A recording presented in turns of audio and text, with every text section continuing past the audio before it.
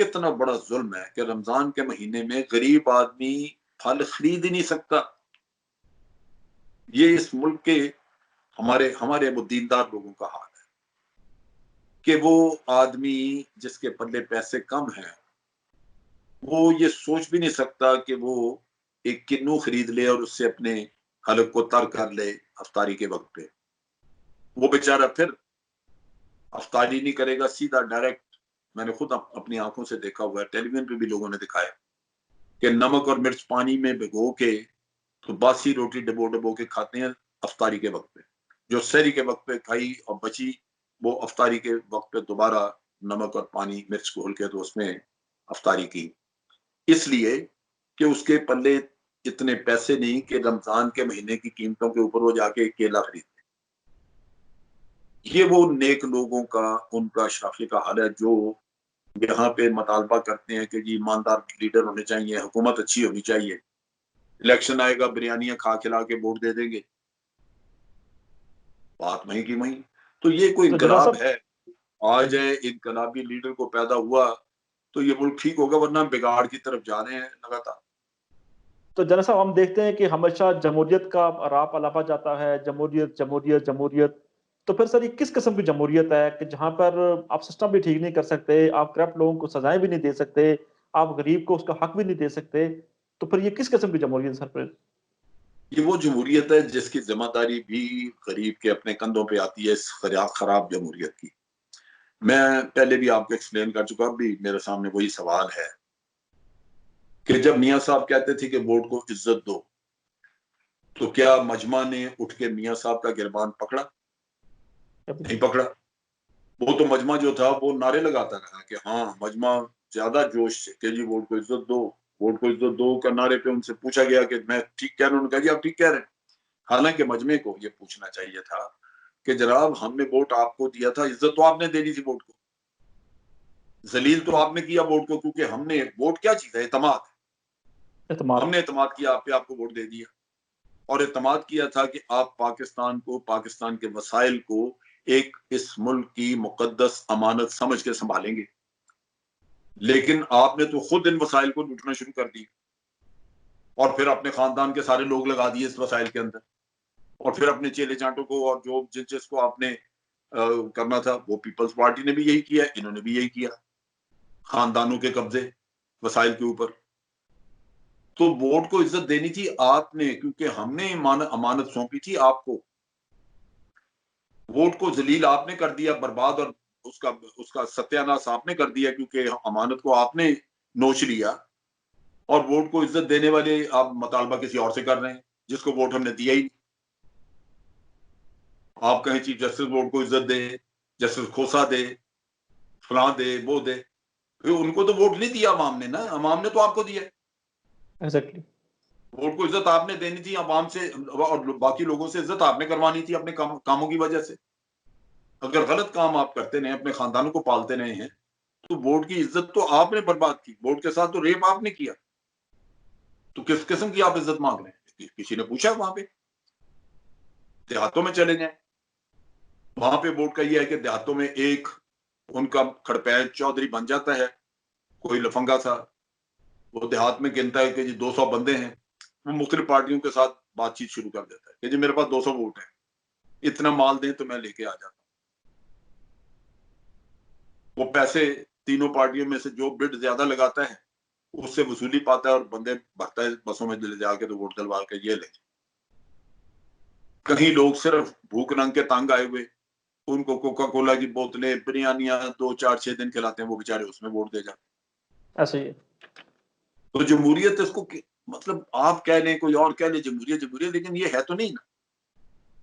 ये तो अवाम की हमाकत, उनके अंदर जो शऊर की कमी है, उसका नाजायज फायदा है, और दूसरी तरफ उनकी भूख और गुर्बत का आप फायदा उठा रहे हैं, उसको एक्सप्लॉइट कर रहे हैं कि जहाँ बिरयानियां खिला खिला के वो गरीब गुरबा बेचारे, जिनको साल में सिर्फ उसी वक्त मिलनी होती है, वो खा के कर देते हैं। तो बिल्कुल ऐसे ही ये है। वो हमें जमहूरियत नहीं है। फिर इस जमहूरी अमल में भी सिर्फ एक पहला अमल इलेक्शन जो है, उसको आप कह सकते हैं कि जमहूरी अमल, क्योंकि बारसूरत उसमें वोट तो पड़ता है। अगर मैं पढ़ता है। गलत आदमी को वोट देता हूँ तो मेरा कसूर है, लेकिन मुझे मुझे राय तो दी गई ना, मुझे चांस तो दिया गया कि मैं अपनी राय दूं। तो ये यहाँ पे यह पहला कदम तो ठीक है, आप कह रहे हैं जमहूरियत, लेकिन उसके बाद बाकी जमहूरियत किधर है? फिर तो कोई जमहूरी काम नहीं होता, फिर तो आप सारे काम अपने अपने खानदान के मफाद के लिए कर रहे होते हैं। किसी और मुल्क में दुनिया में आपके हमसाया ममालिक हैं, ईरान है साथ, आपका ये दूसरी तरफ उधर बांग्लादेश है, इधर इंडिया है, कितने इनके लीडर हैं जिनकी जायदादें दुबई और स्विट्जरलैंड में अकाउंट और इंग्लैंड में पड़ी हुई है, जो यहाँ से जिस दिन फारिग होते हैं भारत से, उनके वो इलेक्शन आ रहा, उसके बाद जाके वो इंग्लैंड में बैठे होते हैं। कभी हुआ ऐसा? कभी नहीं। इसी लीडर का अपना मनमोहन सिंह किधर है? भारत में, में इंडिया में। या बांग्लादेश के बाकी लीडर जो है वो, अब हसीना बैठी है, लेकिन उससे पहले जो खालिदा जिया थी वो किधर है? वही है ना, बांग्लादेश में। ये पाकिस्तान वाहिद बदकिस्मत मुल्क है बस अब यहाँ जिसके पर मुल्कों के यहाँ पर जमहूरियत इसी चीज का नाम है कि बस इक़्तिदार में आओ, कमाल बदकिस्मत बनाओ मुल्क है, बदकिस्मत मुल्क है कि इसके लीडर्स इनके एहसास से बाहर हैं, जिसके एहसास से दुबई में है, फ्रांस में है, स्पेन में है, इंग्लैंड में है। क्या वो उन मुल्कों के लीडरों के खिलाफ या उन मुल्कों के सामने अपने मुल्क का मफाद का दिफा कर सकता है? उसको पता है कि अगर उनके सामने वो थोड़ा सा भी अकड़ा तो उन मुल्क के लोगों को तो पक्का पता है कि ये चोरी का पैसा है, वो फौरन इसका पैसा खा के तो उसको अंदर कर देंगे या इसको भगा देंगे वहां से। वो कहेंगे तेरा चोरी का पैसा हम पाकिस्तान को वापस कर। तो ये अपने मुल्क के मफाद का दिफा भी नहीं वहां कर सकते। और कितना बदकिस्मती है इस मुल्क की कि जब ये पावर में नहीं होते तो अपनी पार्टियों को बाहर से बैठ के चलाते हैं। जरदारी साहब दुबई से चलाते हैं, मियां साहब इंग्लैंड से चलाते हैं। कभी कोई मुल्क, किसी भी मुल्क में आप उस मुल्क की हुक्मरानी का देख लें, कभी हुआ कि उनकी पार्टियां पॉलिटिक्स बाहर से चलाई जा रही? कभी भी नहीं सर। कितने शर्म की बात होती है। लेकिन इसको हम जमहूरियत कहते हैं, हमारे सियासतदान सारे मिले हुए। तो इसी में जो आप बात हुई थी चीनी के उस किस्से से, ये इल्जाम तराशियां वगैरह ये हमें तमाशे न दिखाएं, क्योंकि ये सारे एक है। इनकी शुगर माफिया की कोई पीटीआई में है, कोई पीएमएलएन में है, कोई पीपीपी में है, लेकिन ये सब एक है। शुगर माफिया जहां माफिया बनती है वो सारे उसमें एक है। एक है और सारे। वो इन्होंने अपनी बनाई भी है एक एसोसिएशन, उसे कहते हैं शुगर मिल ओनर्स एसोसिएशन। वो यही लोग इलेक्ट करके उसके लीडर बना के तो उसको बिठाते हैं, फैसले वो करती है। और वो फैसले करती है इन सबको बिठा के जमहूरी तरीके से।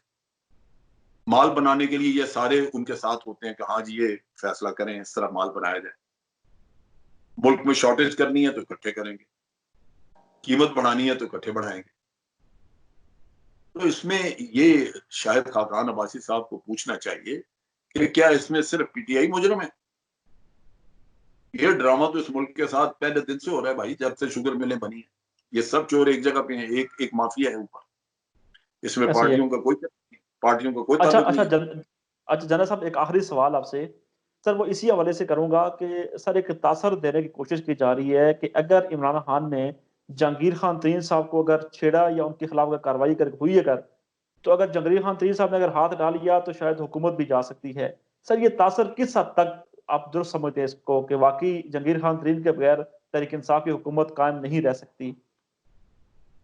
देखिए ये तो बात एक सच है कि जहांगीर तरीन का बड़ा रोल था हुकूमत बनाने में, उसने बड़ी मदद की इमरान खान की, और जोड़ तोड़ सारा उसने, इमरान खान के पास की बात नहीं थी। ठीक है। क्योंकि एक तो ये कि जहांगीर तरीन पुराना पॉलिटिशियन है, दूसरा ये है कि बड़ा पैसे वाला है, तीसरा ये कि ये सियासी फैमिली है जो हर पार्टी में कोई ना कोई रिश्तेदार घुसे हुए हैं। पीएमएलएन में भी हैं इनके, पीटीआई में भी पीपीपी में थे, भी। सब जहां जहां जो, लिहाजा इसके लिए आसान था कि लोगों को इकट्ठा करना। फिर ये जागीरदार है, पुरानी जमीनें शमीनें इनके पास बहुत कुछ है। लेकिन ये कहना कि वो हुकूमत गिरा सकता है, मैं इस पे इत्तेफाक नहीं करता। ठीक है। मेरी जाती राय ये है कि कोई भी जो इनके साथी थे वो इनको छोड़ नहीं सकेंगे, इमरान खान को इस स्टेज के ऊपर। ठीक है। क्योंकि जब आपका जुर्म सामने आ जाता है ना, तो पता लग जाता है कि भी आप अपने जुर्म की वजह से नाराज और ये कर रहे हैं, तो अवाम में फिर आपकी वो इज्जत नहीं रहती। वो ठीक। होगा कि खामोशी इख्तियार करेंगे और अगले इलेक्शन में फिर ये पूरा ब्लॉक बाहर निकल जाएगा ठीक है। कि अब हम तुम्हारे साथ नहीं है। इलेक्शन लड़ो, हारो। आज हुकूमत गिराने में ये काम नहीं करेंगे तो ये एक ऐसा गुनाह है जो इनके कंधों पे चला जाएगा और लोग यही स्ट्रेट अवे कहेंगे कि जनाब चूंकि इमरान खान ने इन बेईमानों के करतूत पकड़ लिए थे इसलिए आज ये हरकत कर रहे हैं और उसके बाद अगर नया इलेक्शन होता है तो इनको खुद जगह नहीं मिलेगी कहीं जाने। कोई पॉलिटिकल पार्टी इनको अपने साथ नहीं रखना चाहिए क्योंकि जब ये एक पार्टी से जुर्म की वजह से बाहर निकले होंगे तो दूसरी पार्टी के ऊपर भी इल्जाम लग जाएगा कि भाई ये तो मुजरिम थे, उस वक्त तुम कहते थे कि हम देखते हैं कि इमरान खान कैसे इनको सजा देता है, तो आज आपने अपने साथ कैसे बिठा लिया, तो इनका पॉलिटिकल कैरियर किधर जाएगा। तो आज ये साजिशी सियासत नहीं कर सकेंगे, आज इनको कोई बाहर मुंह नहीं लगाएगा, ठीक ना पीपल्स पार्टी मुंह लगाएगी इनको, ना पीएमएलएन लगाएगी, ना पीएमएलक्यू लगाएगी। ठीक आज ये जनरल साहब दूरी के तहत यही पड़े रहेंगे और अगले इलेक्शन में फिर इमरान खान को डिच करेंगे। ओके जनरल साहब, बहुत बहुत शुक्रिया हमें वक्त देने का। मजीद भी मुख्तलिफ इशूज़ के ऊपर आपसे बात करते रहेंगे वक्तन फ़क्तन। आपका बहुत बहुत शुक्रिया सर, थैंक यू।